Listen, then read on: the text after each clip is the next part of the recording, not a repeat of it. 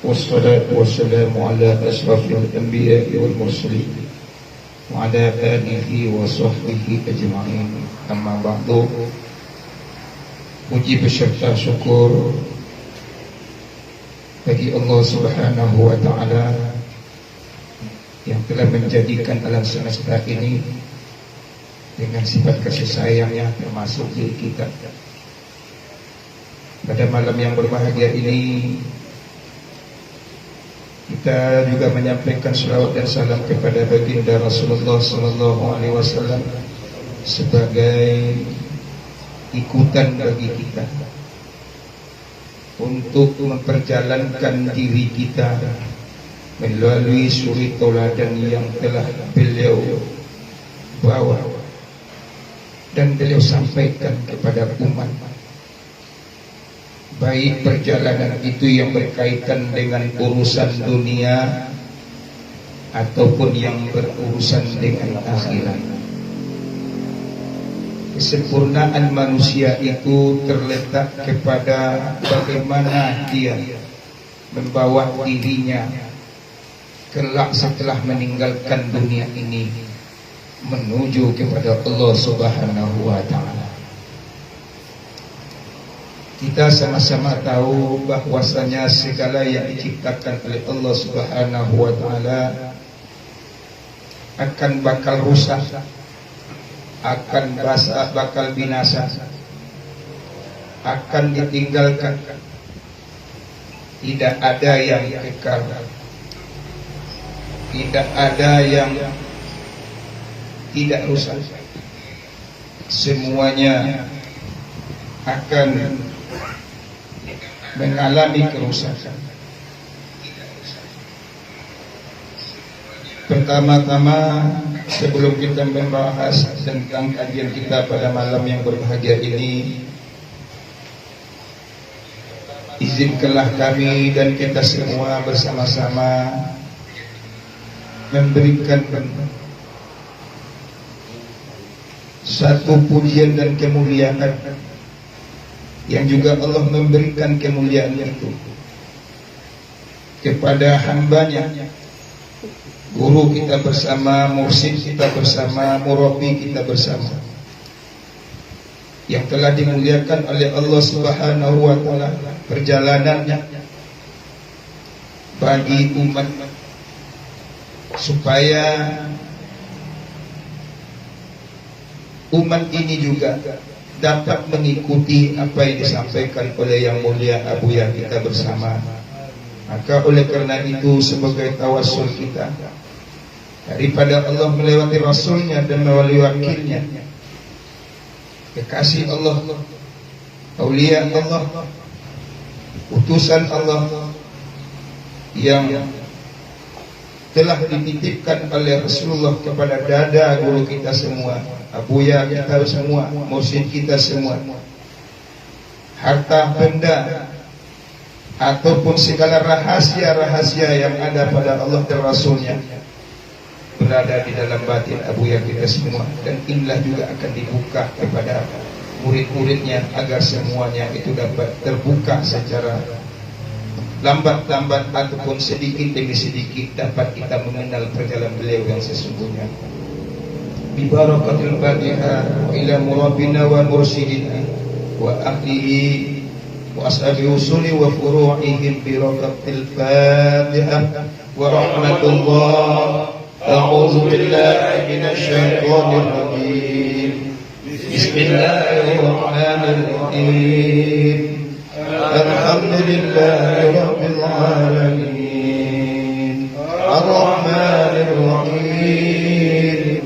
Malik Yawmiddin. Iyyaka na'budu wa iyyaka nasta'in. Ihdinas siratal mustaqim. Siratal ladzina an'amta 'alaihim ghairil maghdubi 'alaihim waladdallin. Kemudian yang dimuliakan oleh Allah Subhanahu wa taala,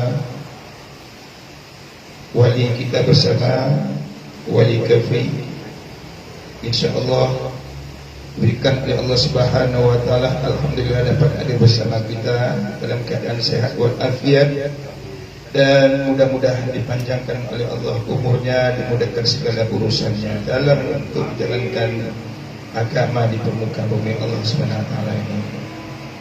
Yang kita muliakan guru kita bersama, Ustaz Adi Saputra, yang begitu istiqomah. Setiap malam kita musyawarah, beliau selalu hadir. Walau bagaimanapun juga beliau menyempatkan waktunya demi cintanya kepada Allah dan Rasulnya, kepada kita semuanya. Mudah-mudahan juga Allah mempermudah segala urusannya, baik urusan dunia ataupun urusan di akhirat. Amin. Amin ya Allah. Ketua apa, kemudian pada dewan-dewan guru yang lain, ya pada tengku-tengku yang lain, yang pada malam ini dan dapat kami sampaikan, baik yang tua dan disebutkan gelar, yang muda juga demikian pada malam ini dapat hadir bersama-sama pada majelis yang berbahagia ini. Sebenarnya Ustadz kita tadi yang memberikan tanggapan ataupun pemahaman tentang apa isi makalah, tapi Allah berkehendak lain. Beliau juga sampaikan tadi, cuma dia buka assalamualaikum, rupanya kasihnya sama saya. Saya pun bingung juga apa yang Ustadz alami, yang Ustadz pikirkan, yang selama ini tidak ada dia tuh tertumbuk ataupun terhalang apa yang lain. Walaupun dia itu menyampaikan sifat atau kata, tapi lama-kelamaan jadi banyak juga disampaikan. Baik bapak-bapak sekalian berbahagia ini, mungkin gemetar mungkin Ustaz Adi karena masuk pipi ini mungkin. Iya. Jadi saya pun juga agak-agak ini agak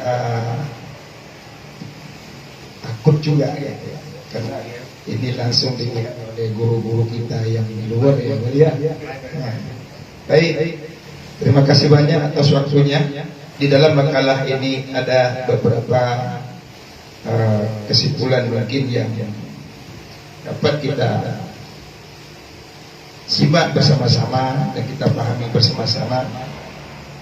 Namun saya tidak menguraikan lebih panjang karena ini semua kata Tengku Samsul tadi itu sangat sempurna ini, karena keluar daripada perkataan ataupun hasil daripada luapan batin daripada perjalanan abuya kita melalui MPKT ini. Umat Islam yang didakwakan terbagi kepada 5 golongan. Yang pertama, mereka yang memerlukan dunia semata-mata. Dia tidak mengabaikan, dia tidak mencari jalan bahwasanya dunia inilah segala-gala bagi mereka. Untuk akhirat urusan lain. Yang kedua, umat Islam itu ada juga golongan yang memerlukan dunia sedikit, akhirat tidak sedikit. Ini agak mendingan dari yang pertama, yaitu mereka yang muslim tetapi imannya masih lemah. Dia melakukan pekerjaan-pekerjaan syariat, akan tetapi pekerjaan yang dilakukannya itu adalah kadang-kadang jauh daripada dasar daripada pelaksanaan itu, jauh daripada ilmu. Pengamalannya itu sedikit dengan ilmu. Kemudian yang ketiga, umat Islam itu memerlukan dunia dan akhirat. Nah, ini tidak lagi sedikit dunia, sedikit akhirat, tapi dunia ini seimbang, dunia dan akhirat.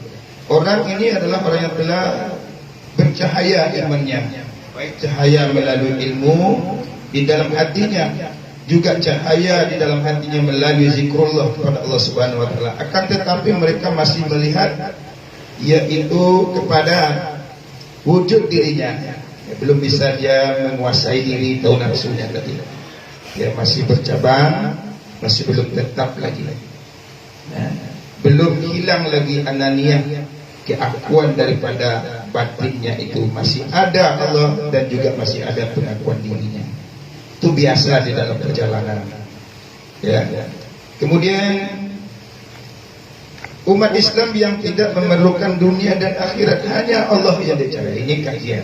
Ini yang sebenarnya yang disampaikan. Tujuan daripada buya, tidak ada yang ada hanya Allah. Akhirat itulah yang kekal. Dunia ini adalah fana, tempat persinggahan sementara. Ya, mereka ini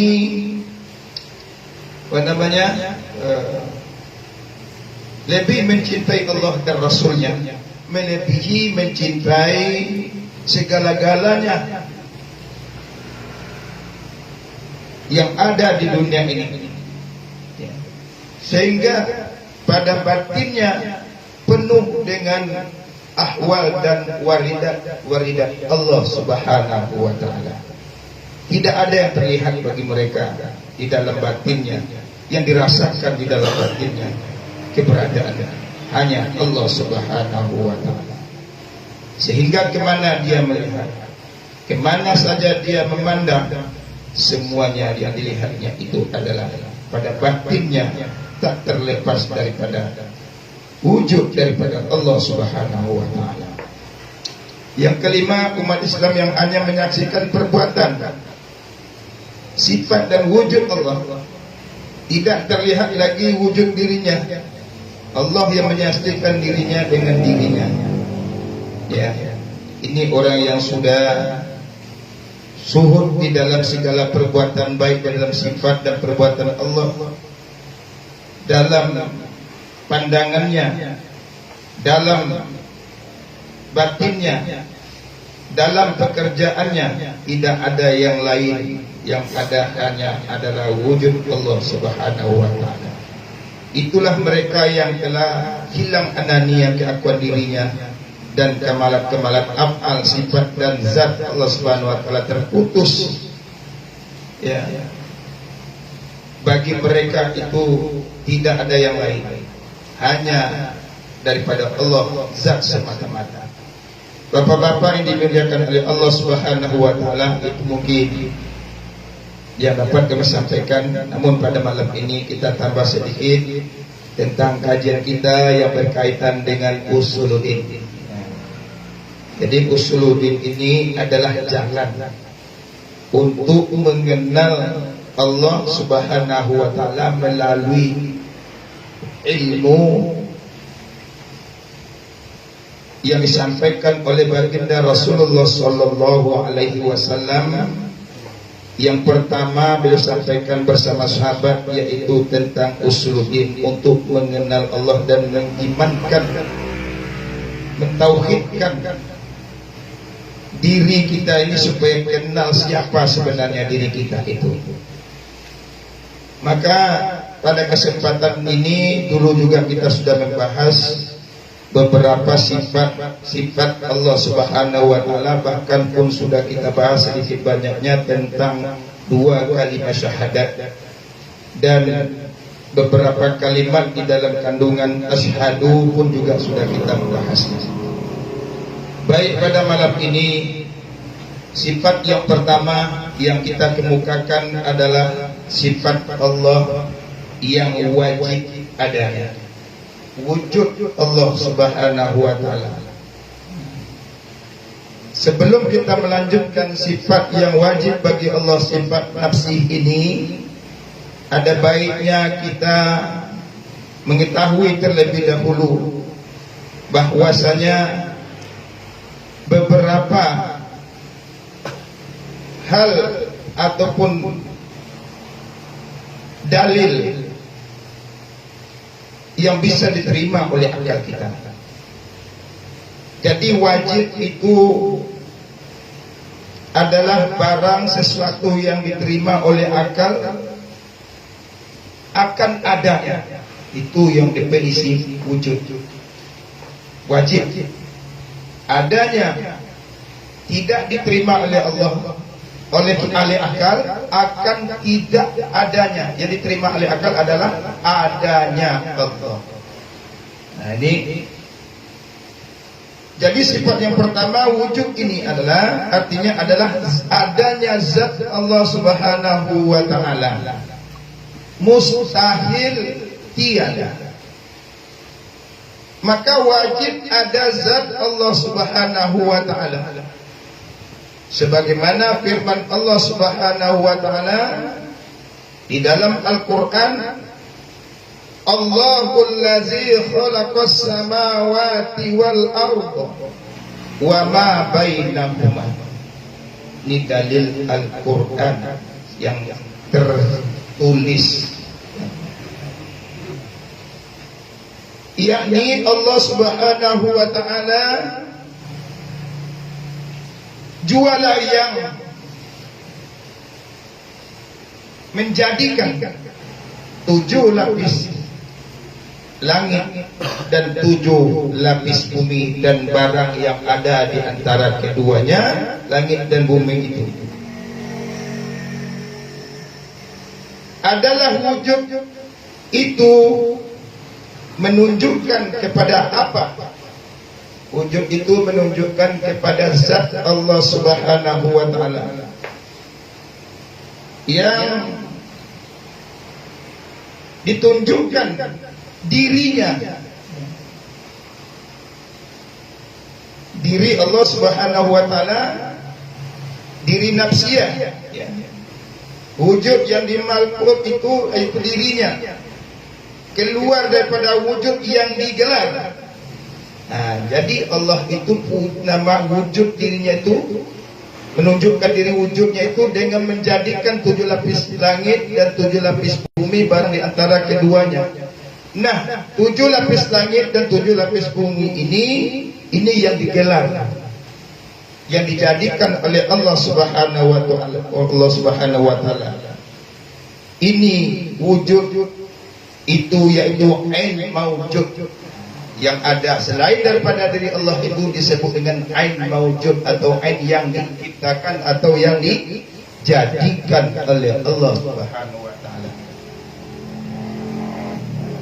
Agama Islam yang dibawa oleh baginda Rasulullah sallallahu alaihi wasallam itu hanya satu, yaitu innad dina indallahil Islam.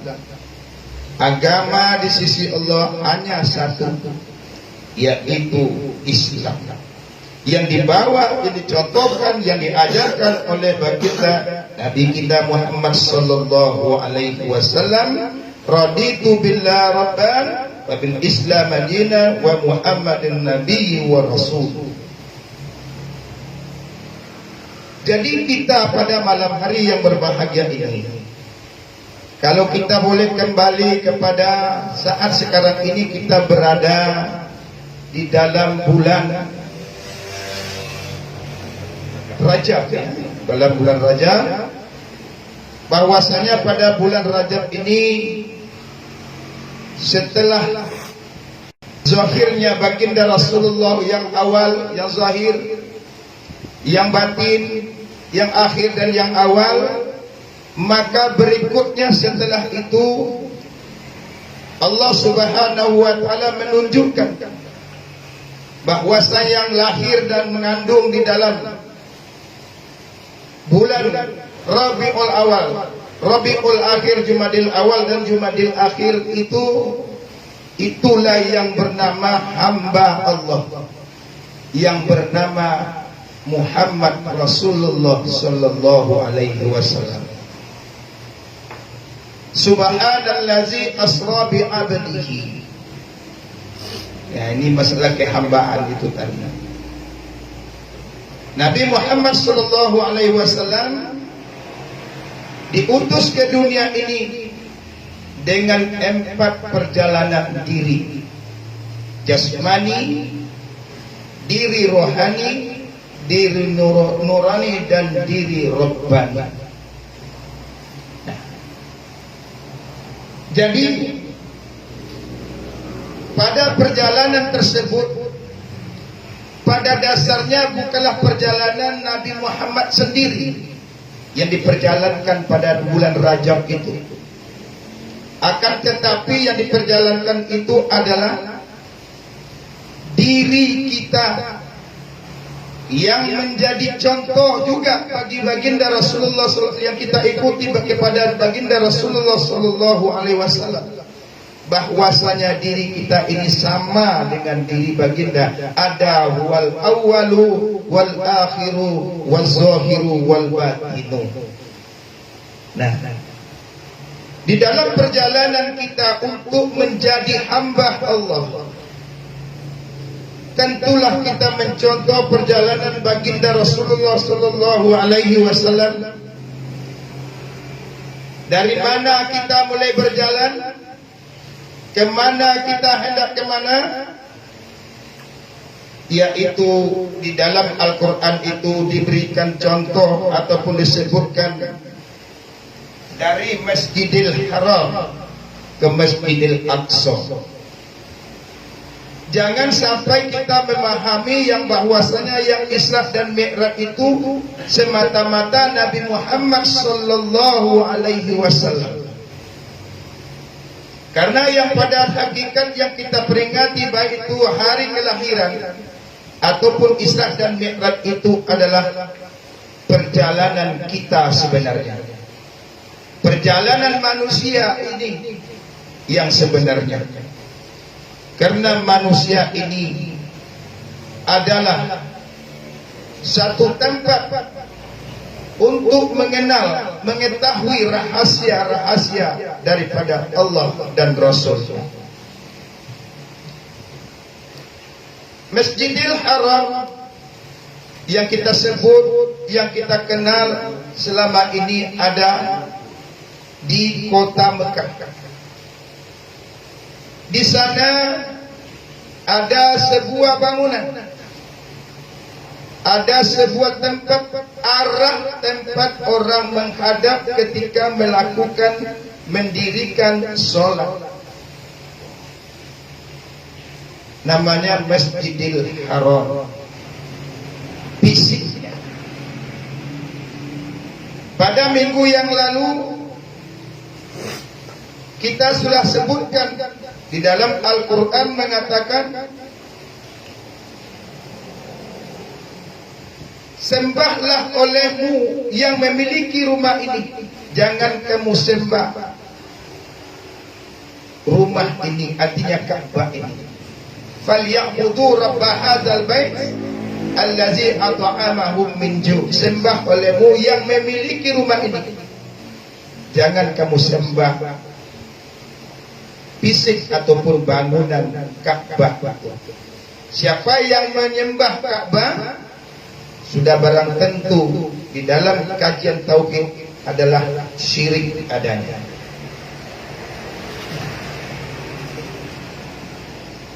Jadi yang kita sembah itu siapa? Memang hadap kita itu kemana? Masjidil Haram itu adalah qalbul mukmin. Hatinya orang mukmin itulah masjid. Disitulah kita menghadapkan hati kita tadi kepada yang punya rumah, yang juga berada di dalam rumah itu sendiri. Keberadaannya, kekayaannya, semuanya ada di situ. Yang kedua, tujuannya berjalan kepada Masjidil Aqsa itu maksudnya adalah menggunakan hati dan akal manusia supaya tahu apa tujuan Allah menciptakan kita ke dunia ini, agar dapat mengenalnya yang sesuai dengan yang dikatakan Al-Quran, wa ma khalaqtul jinni wal ins illa liya'budun. Allah menjadikan kita jin dan manusia itu untuk beribadah kepada Allah Subhanahu wa ta'ala. Jangan sampai apa yang telah Allah ciptakan ini, yang telah menjadikan diri kita ini, kita sia-siakan. Sebagai ciptaan Allah Subhanahu wa ta'ala, sebagai khalifah fil ardi, di bumi ini, jangan sampai kita sia-siakan begitu saja di dalam hidup ini. Namun di dalam diri kita ini ada 3 alam di dalam diri kita. Yang tadi juga ada disebutkan dalam makalah oleh Tuan Protokol. Ada perjalanan syariat, tarikat, hakikat, ada tadi disebutkan. Nah, diri kita ini penuh dengan rahasia satu perjalanan untuk menuju kepada Allah Subhanahu wa taala. Yang pertama, dari salah satu 3 daripada alam diri kita itu yang namanya adalah alam jasmani. Batang tubuh kita ini, zahirnya ini adalah ciptaan daripada af'alnya Allah Subhanahu wa taala. Termasuk alam semesta ini adalah af'al Allah Subhanahu wa taala. Yang kedua, di dalam diri kita ini ada namanya alam rohani, yaitu bahwasanya Allah Subhanahu wa taala titahkan dalam diri kita ini namanya alam rohani itu sebagai utusan Allah, Rasul Allah, yaitu roh yang telah ditiupkan roh itu ke dalam jasad kita. Yang menghidupkan jasmani ini adalah rohani. Yang menggerakkan diri jasmani kita ini adalah rohani.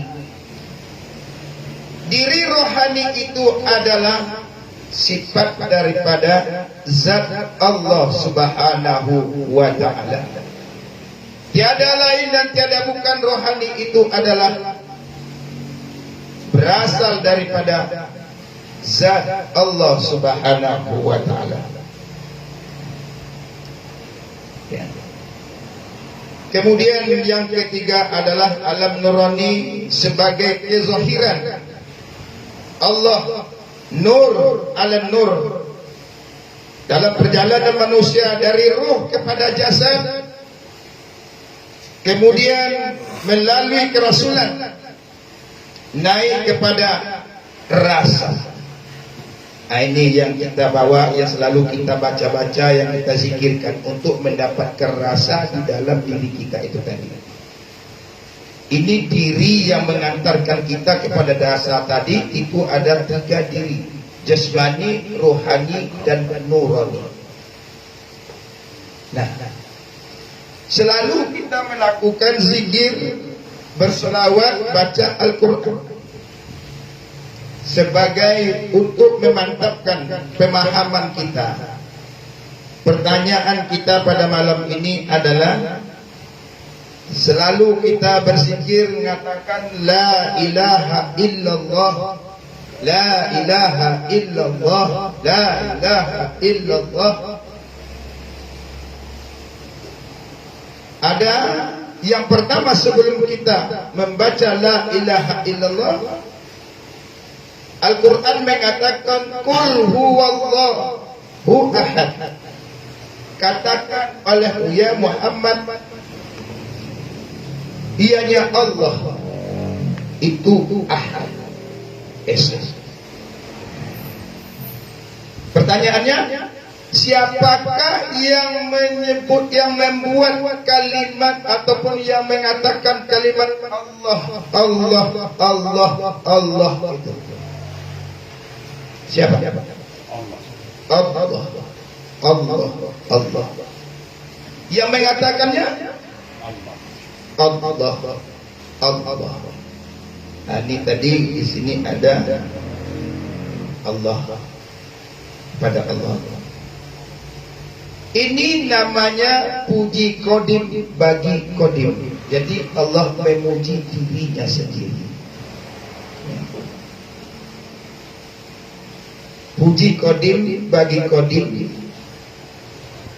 Belum lagi ada yang menyebut Allah itu hanya Allah sendiri yang mengatakan dirinya yang bernama Allah. Maka dikatakan lagi,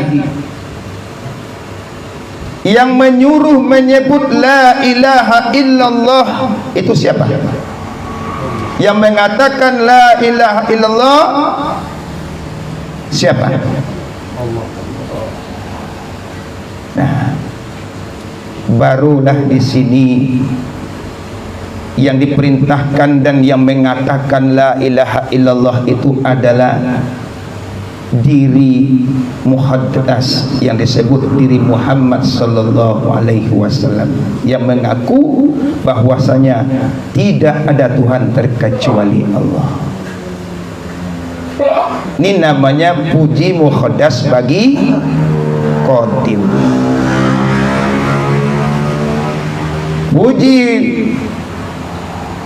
qadim bagi qadim, Allah sendiri menyebut dirinya. Puji muhaddas kepada qadim, utusannya Muhammad baginda Rasulullah sallallahu alaihi wasallam yang menyebut la ilaha illallah. Kemudian disambung lagi oleh Allah, Muhammad utusanku adalah Rasulku. Maka ketika kita merasakan dan membaca kalimat la ilaha illallah, sudahkah kita merasakan, menikmati rasa negeri rasa itu di dalam ucapan kita itu, memandang bahwasanya diri kita itu tadi sedang menikmati kelezatan zikir itu tadi, sudah dapatkah oleh kita? Kalau pengetahuan untuk mengenal Allah dan Rasul itu tidak dengan membaca, tidak dengan ilmu, tetapi untuk mendapatkan Allah itu adalah dengan rasa. Tidak hanya dengan ilmu kalam, mengetahui sifat-sifatnya, tetapi ketika kita sudah mengetahui lalu kita tidak merasakan, ini adalah satu kesalahan dan satu kekurangan yang harus kita tingkatkan lagi, supaya yang kita ketahui itu kita pandang, kita lihat, bahkan kita rasakan di dalam batin kita. Maka ada 3 ilmu yang wajib kita pelajari: usuluddin, fikih, dan tasawuf. Kalau sudah sampai kepada tingkat rasa tasawuf, sudah barang tentu rasa itu tidak ada lain adalah diri Allah Subhanahu wa taala. Karena diri nurani sudah menyampaikan, sudah bertemu, sudah sampai kepada diri Rabbani. Barulah di sana tidak tahu lagi kita diri kita merasakan sebagai hamba. Selama ini kita merasakan hamba, merasa menjadi hamba Allah memang gampang, senang, mudah. Tetapi untuk menjadi hamba ini sebagaimana dicontohkan oleh baginda Rasulullah sallallahu alaihi wasallam, menjadi perjalanan beliau lama perjalanannya. Inilah tadi yang dikatakan satu perjalanan 7 lapis langit, 7 lapis bumi, barang di antara keduanya yang dilalui oleh Allah, oleh Rasulullah sallallahu alaihi wasallam dalam perjalanan Isra dan Mi'rajnya itu. Ada lapisan-lapisan yang ada pada diri kita itu yang harus dilalui. Mana dia 7 lapis langit, mana dia yang bernama 7 lapis bumi, barang di antara keduanya itu. Ini melalui perjuangan dan perjalanan yang sangat panjang dan luar biasa. Karena perjalanan yang dibawakan, yang dicontohkan oleh baginda Rasulullah sallallahu alaihi wasallam itu adalah satu perjalanan yang penuh dengan rahasia untuk menuju makrifat kepada Allah Subhanahu wa taala, menuju negeri rasa, negeri nikmat, negeri surga. 7 lapis langit, 7 lapis bumi, bahkan ada 7 nafsu yang juga dulu sudah kita bahas.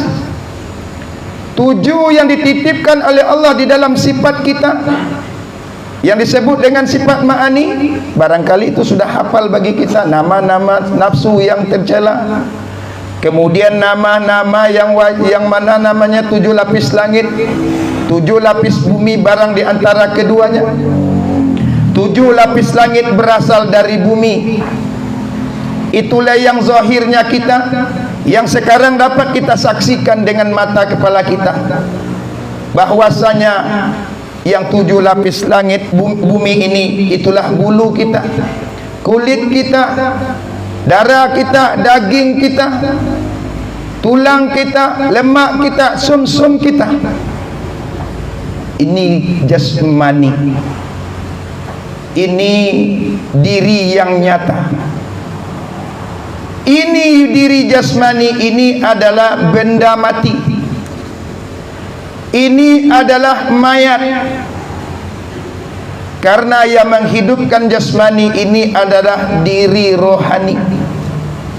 Yang membawa kita kepada Allah itu adalah diri rohani, yang memperjalankan sehingga kita dapat menikmati dan merasakan pada saat kita berzikir itu jasmani ini dia lupa dengan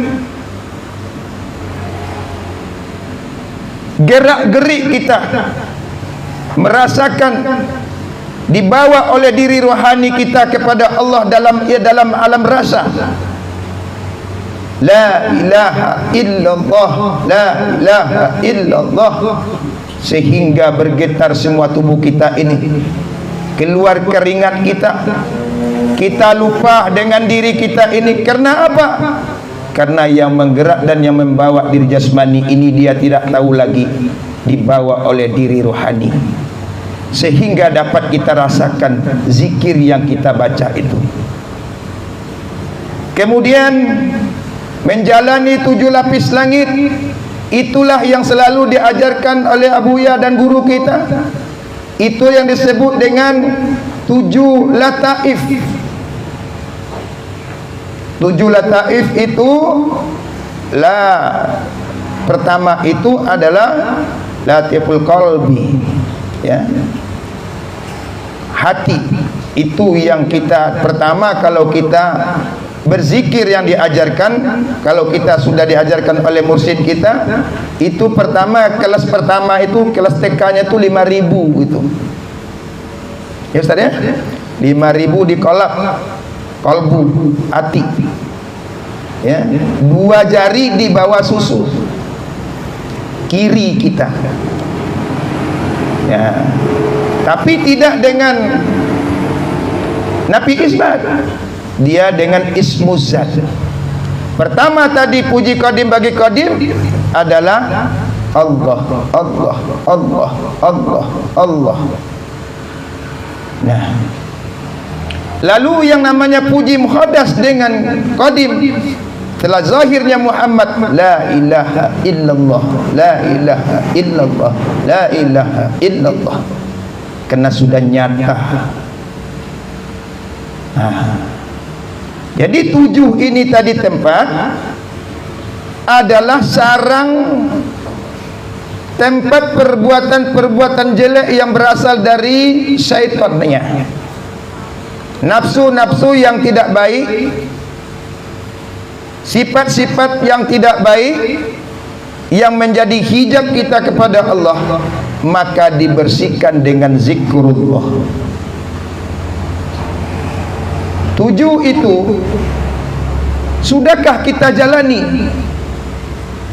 Sudahkah kita perjalankan? Kita amalkan melalui zikir itu? Ini belum lagi menjadi tahap seorang hamba.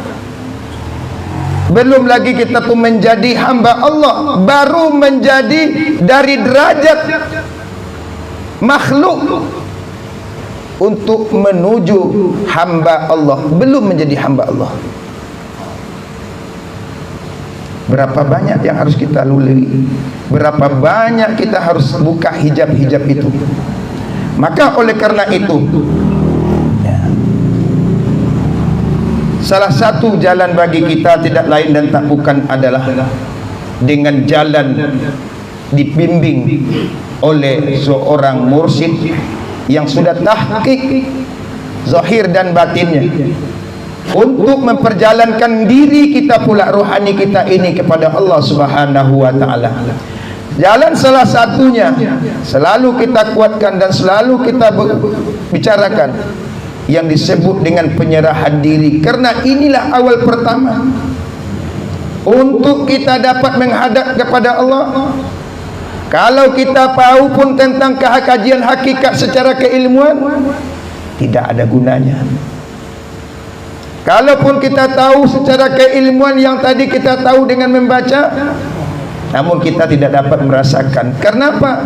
Kita berzikir-zikir juga, tapi zikir kita itu tadi bukannya lalai lagi, tidak tertib di dalam hati itu. Tidak ada yang membimbing. Istighfar juga, tapi istighfar kita itu kosong.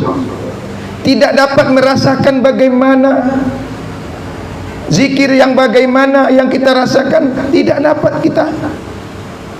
Karena dengan bermursyid itulah taubat kita, istighfar kita dapat dikontrol, sehingga sampai dia itu tadi merasakan bagaimana sebenarnya diri yang berada di dalam dirinya, bagaimana dia merasa hina di hadapan Allah dan merasa banyak sekali rezeki dosanya yang dilakukannya. Maka ini yang diberikan, yang diserahkannya kepada Allah Subhanahu wa taala. Maka guru, mursyid, murabi, inilah tempat yang Allah katakan wa tawakkal alal hayyil ladzi la yamut, untuk membimbing rohani kita. Serahkan dirimu kepada Allah yang hidup, yang tiada mati. Jalan. Memang kita punya hidup juga, sama. Pendengaran ada, sama-sama punya pendengaran. Akal juga punya akal. Tetapi hidup kita ini adalah hidup yang tiada bermanfaat. Kenapa dikatakan tiada bermanfaat?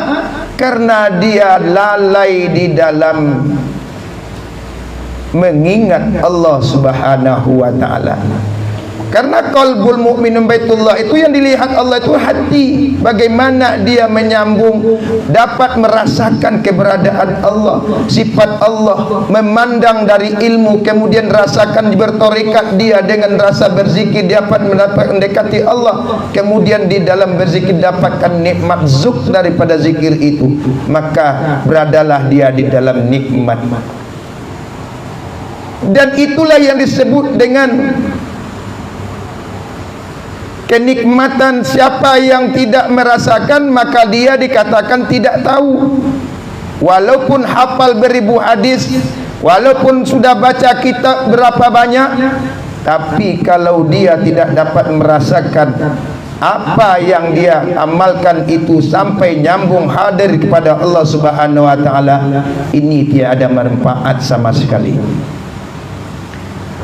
Bapak-bapak yang dirahmati oleh Allah Subhanahu wa taala, jadi dalam kita berzikir, kita bukan hanya merasa-rasakan. Jadi zikir ini membawa kita kepada merasakan bahwa kita ini bertuhan, bahwa diri kita ini tidak ada. Kalau merasa-rasakan, banyaklah rasa di dalam zikir itu. Tapi yang kita bawa diri kita dalam zikir itu adalah sebagaimana supaya kita merasakan bahwa diri kita itu bertuhan. Nah, ini melalui kerasulan. Kalau tidak, batal syahadat kita. Asyhadu an la ilaha illallah, batal ya. Jadi nyatalah Nabi Muhammad pada jasad kita ini. Ini ada pada rukun syahadat ya. Yang pertama, rukun syahadat itu adalah mengisbatkan zat Allah. Yang kedua, mengisbatkan sifat Allah. Dan yang ketiga, mengisbatkan af'al Allah. Dan yang keempat adalah mengisbatkan kerasulan baginda Rasulullah sallallahu alaihi wasallam. Ini sedikit yang mungkin dapat kami sampaikan kepada kita, karena jalan kita untuk menuju kepada Allah melalui diri kita yang empat tadi itu harus kita pahami dan harus kita tahu. Jangan sampai nanti diri jasmani tersiksa karena enggak tahu siapa yang menyelamatkan. Diri rohani tersiksa tidak tahu jalan siapa yang menyelamatkan. Diri nurani tersiksa tidak ada yang menyelamatkan. Maka kalau yang demikian berartinya kita ini tiada bermanfaat hidup kita, tiada berguna hidup kita, karena enggak tahu jalan, tidak tahu kemana kita, tujuan kita dalam hidup ini. Maka oleh karena itu, jalan salah satunya untuk menguatkan, mentakkidkan lagi adalah bila mana kesempatan ini masih ada bagi kita, umur masih Allah berikan kepada kita, marilah kita berazam, mohon kepada Allah agar dapat kita bersama-sama untuk menjemput pulang kampung, untuk menghadap supaya kita ini dapat diterima sebagai murid rohani, anak rohani oleh bapak rohani kita, abuya kita bersama.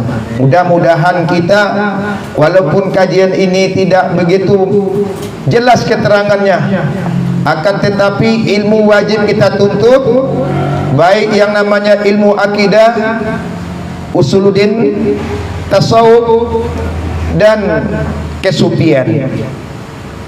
Bagaimana kita dapat menjalankan itu, mendapatkan ilmu yang tiga itu tadi, kalau tidak ada yang membimbing kita ataupun tidak ada murid, mursyid yang membawa kita ke sana.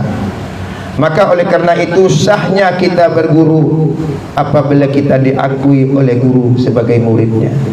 Kalau kita hanya mengaku sebagai guru, bagaimana mungkin guru karena dia tidak kenal dengan kita? Sama dengan kita mengaku Muhammad adalah Nabi kita, tapi enggak kenal dengan Muhammad. Kita mengaku bahwa Allah sebagai Tuhan kita, Tuhan tak kenal.